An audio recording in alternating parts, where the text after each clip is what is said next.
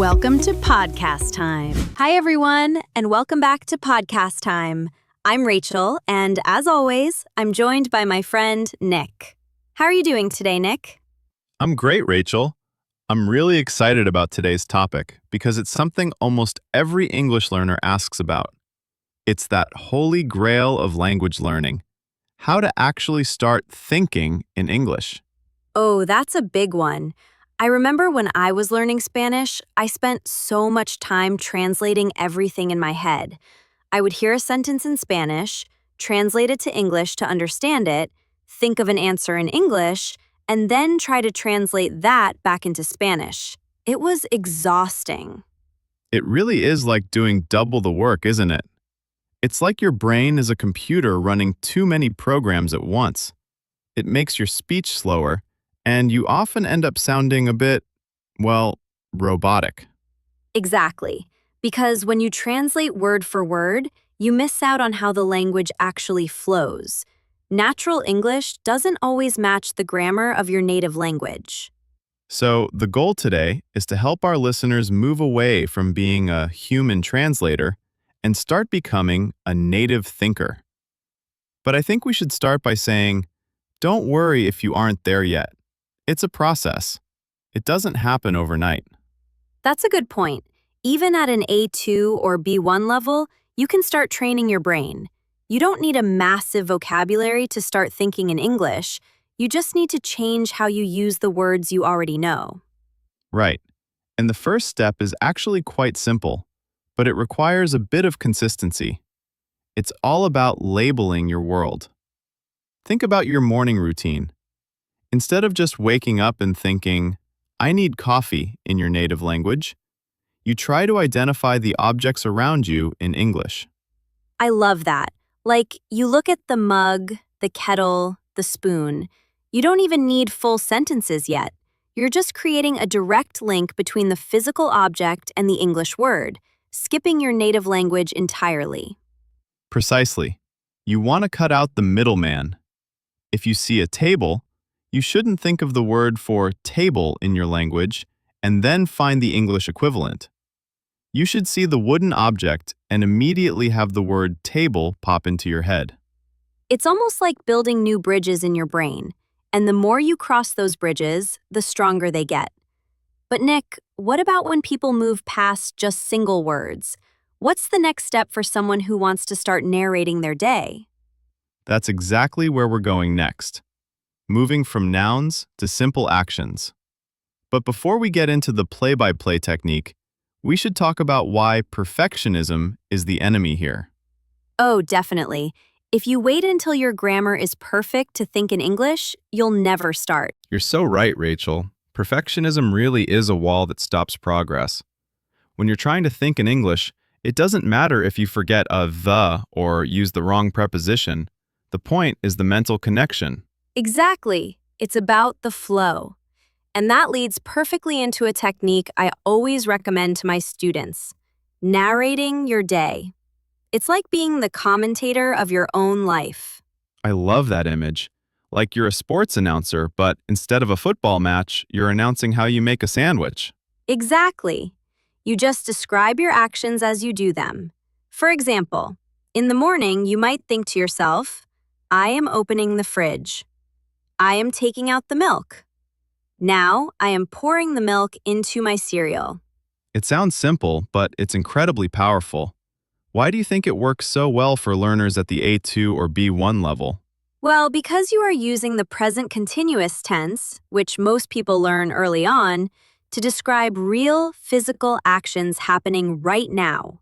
It forces your brain to connect the English language to your physical movement. And the best part is, you don't have to say it out loud if you're in public. You can do this entirely in your head while you're walking to the bus stop or sitting at your desk. Right.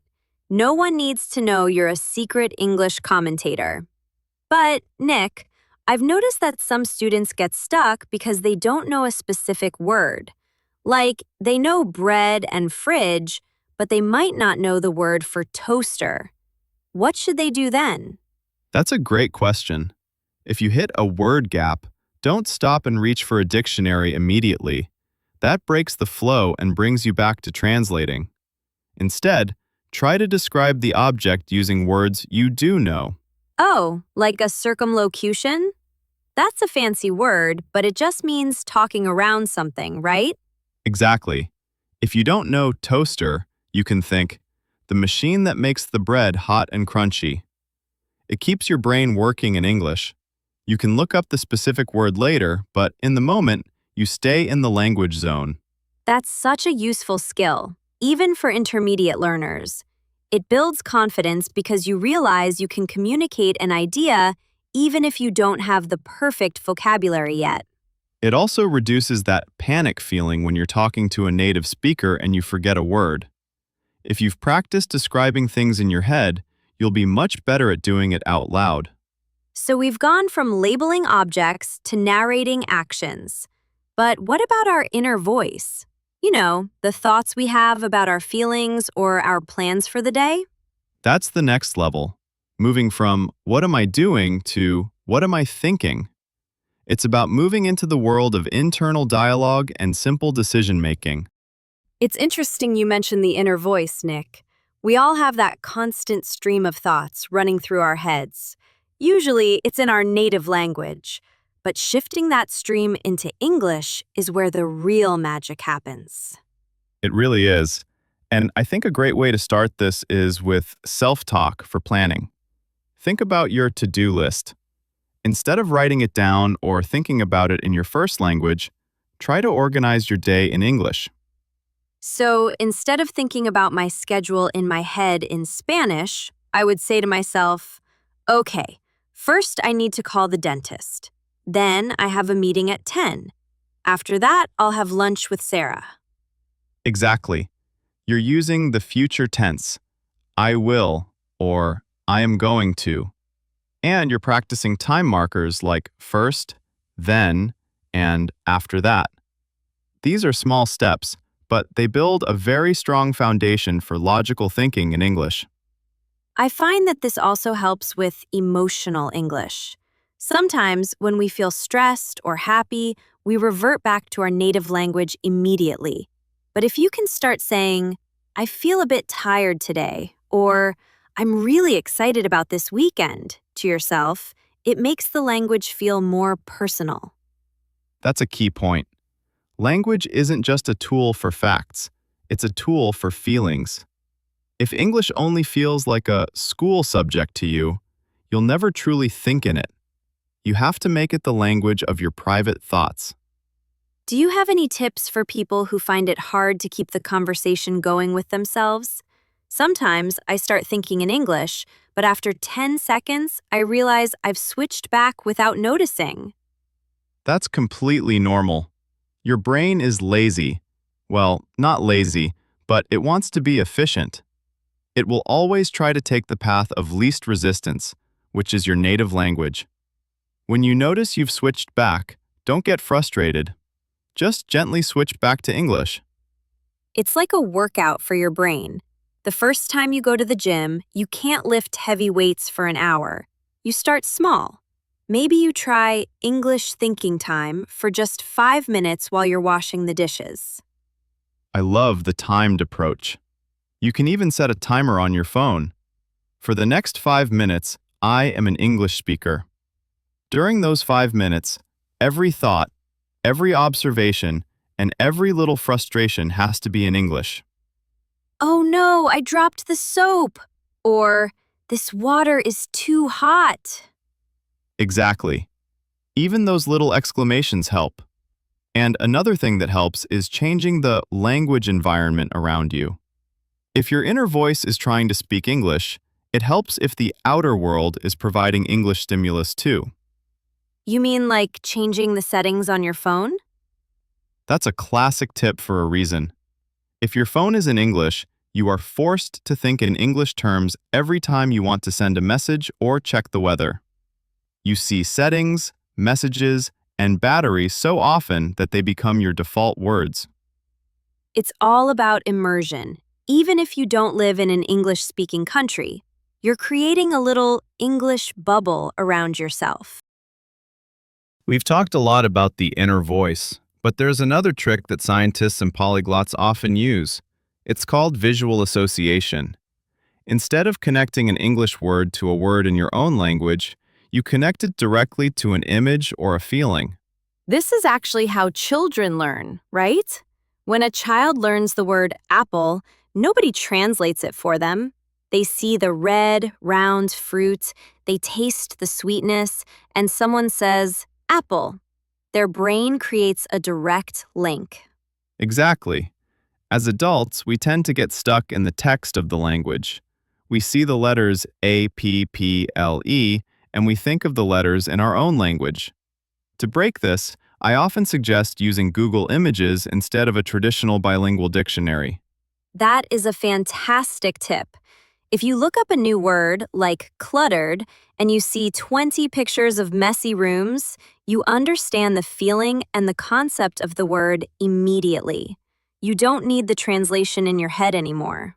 Right. You're building a mental library of images. This is especially helpful for verbs and adjectives.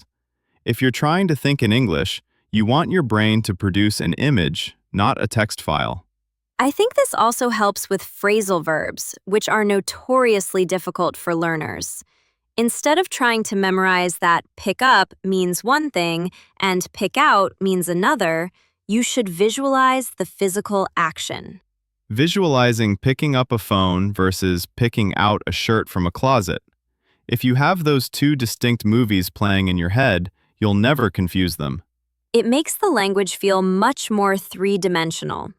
Another way to strengthen this is by watching movies or TV shows, but with a specific strategy.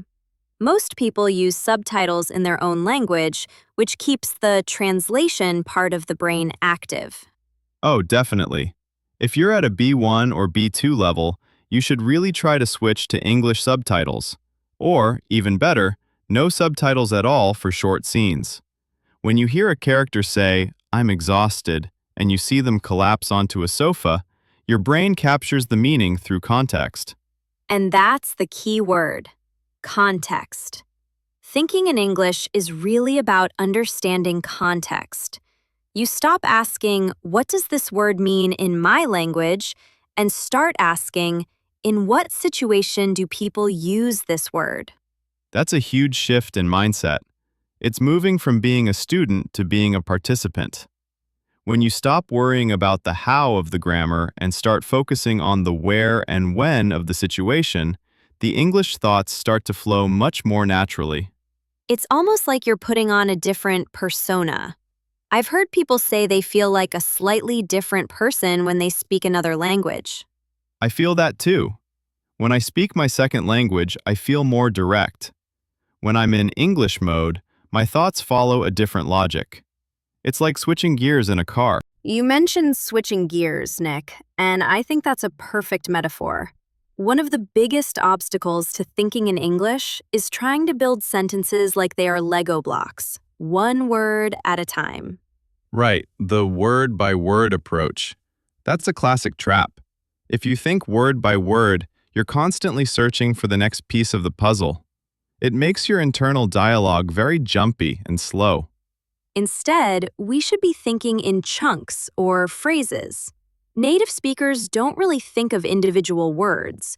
We use preset patterns. For example, we don't think, I want to go to the store. We think in the chunk, I want to go to, and then just add the destination. Exactly. It's like a mental shortcut. If you can memorize common phrases as a single unit, your brain doesn't have to work as hard. Think about common expressions like, to be honest, by the way, or I was wondering if... If you treat those as one single thought, it leaves more space in your brain to focus on the actual message you want to communicate. It's much easier to think, in my opinion, than to translate each of those three words individually.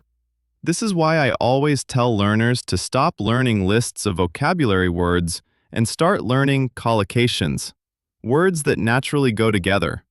You don't do a mistake, you make a mistake. You don't take a shower, well, actually, you do take a shower, but you have breakfast. Exactly. And if you learn the phrase have breakfast as one concept, you'll never have to wonder which verb to use. Your brain will just provide the whole package. I find that reading helps a lot with this. But not just any reading, extensive reading. This means reading things that are a bit easy for you, like graded readers or short news articles, where you don't have to stop every 10 seconds to look up a word. That makes sense. When you read smoothly, you start to see these patterns over and over again. Your brain begins to expect certain words to follow others. It's like hearing a song. You know what the next note is going to be before it happens. That's the flow state we're looking for. When you start expecting the next word in English, you are officially thinking in the language. Your brain is no longer waiting for a translation, it's anticipating the English structure. It's a great feeling when that happens. But sometimes, even when we have the phrases, we get stuck because we're afraid of making a mistake. We've talked about perfectionism before, but how do we actually stop our internal critic from correcting us every 2 seconds? That's a tough one, but it's all about a shift in priority. You have to value communication over correction when you're in your own head. That internal critic is so loud sometimes, isn't it? It's that little voice that says, wait, was that the past participle or the simple past? And suddenly, the whole thought just disappears. It really does. To quiet that critic, you have to give yourself permission to be messy. When you're practicing thinking in English, remember, nobody is listening. There's no grade, there's no judgment. It's just you and your thoughts. I like to tell my students to treat it like a game. If you can get your point across in your head, you win. If you thought, yesterday I go to park, instead of I went, who cares? You still understood your own thought. The goal is to keep the English engine running without stalling. Exactly. And as you get more comfortable, you can start doing more complex things, like role-playing future conversations. This is one of my favorite exercises. If you have an interview coming up, or even just a coffee date with a friend, practice the conversation in your head beforehand.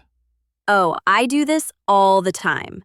You imagine what the other person will ask, and you think your answer's in English.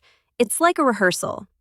By the time the actual conversation happens, your brain has already traveled those paths.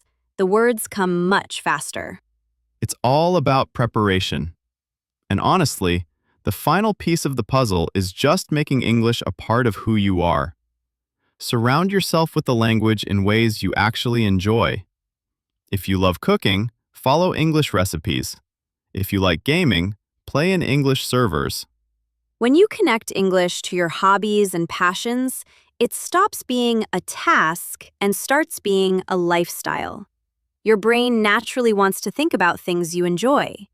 So if you're thinking about your favorite hobby in English, you've already won half the battle. We've covered a lot today, Rachel. From labeling objects and narrating your day to using visual associations and thinking in phrases. It sounds like a lot of work, but if you just pick one of these techniques to start with, it makes a huge difference. Definitely. Don't try to do everything at once. Maybe tomorrow morning, just try to label 5 things in your kitchen while you make breakfast. Then, the next day, try to narrate your walk to the car. Small steps lead to big changes. The more you do it, the more automatic it becomes. One day, you'll realize you've been thinking in English for 10 minutes without even trying. And that is an amazing feeling. It really is. It's like a light bulb turning on. Well, that's all the time we have for today's episode. Thanks for listening, everyone. Keep practicing, keep thinking, and we'll see you next time. Bye for now.